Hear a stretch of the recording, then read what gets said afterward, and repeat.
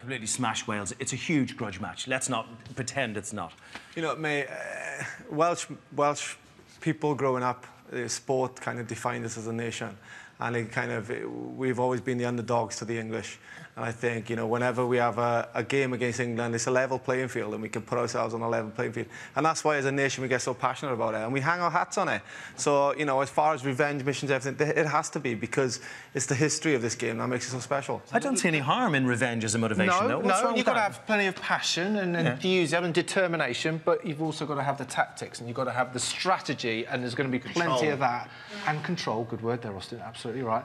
Well, let's talk about control. This fella here, Mike Brown, has been on fire so far. Surely the boys in red have got to target it somehow, get the ball up in the air so that they're hitting it at the same time as catching the ball, getting on the deck, ruffling the feathers a little bit. You know, how are Wales going to break this England team down? Well, I think, you know, what's been a major strength of Wales for a long time has been this man, Jamie Roberts, his ability to punch holes through midfield, but not only make the yards, tie in extra defenders. The problem you've got defending against Wales is you've got two big wingers that can come round the corner, run off 10 on either side, and then suddenly England are faced with three runners that could potentially cause them damage. Jonathan Davies, a good runner as well, powerful. Cuthbert or North on the wing. So how 12 Trees manages that is going to be key to England's success, because if he gets isolated or these guys make wrong decisions, you're going to play into the likes of Jonathan Davies's hands. Only Ben was going to do that demonstration, just so you know that, he can reach up.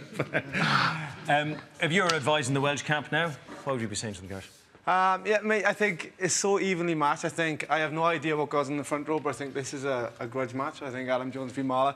But, you know, Ben is right, mate. If you look at it, it's so even. I think the difference comes in the midfield. And George North's back on the wing. From the centre, I think he wasn't as effective in the centre as he was on the wing against France. So with him back on the wing, Cuthbert in the free roaming roles, then I think running off the 10, 12s and 13s is the big difference. Talking about pressure, I mean, these guys are going to be right under the pump.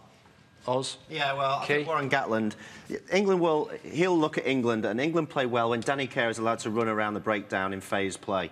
If he's allowed to run, we can get these guys on the front foot moving forward. He likes to Launchbury, Laws carrying particularly well. But England will get against Wales because of these guys, particularly... Yeah, can you just give me a bit of a lift?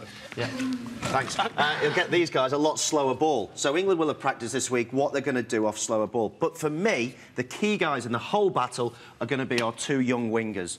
Because, as you said, the Welsh, they like to throw the decoy pass behind Roberts or in between Roberts and Davies on a tunnel pass, and then these guys are going to have to step in. The advantage that they've got is that Priestland stands a lot deeper than other fly halves that have played for Wales previously, so the ball's a lot deeper and it's an easier pass to read. Now, if these guys can pick that off or go for the intercept, force the Welsh back, take the tempo out of Webb, which he added to Wales last time, I think it should give us the front foot. But unfortunately, it's going to come down to these guys, and can we get on 9 and 10 to control the match?